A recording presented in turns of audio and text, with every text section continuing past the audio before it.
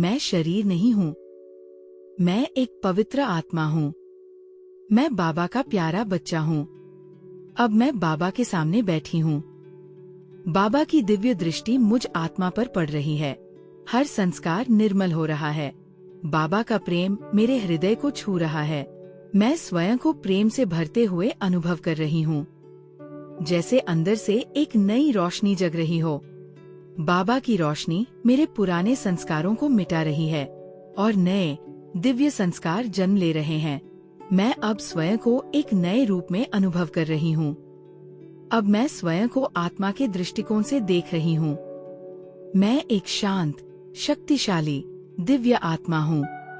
मैं अपने सच्चे स्वरूप को पहचान रही हूँ। अब मैं बंधनों से मुक्त हो चुकी हूँ। मैं आत्मा बाबा की रोशनी में विलीन हो रही हूँ।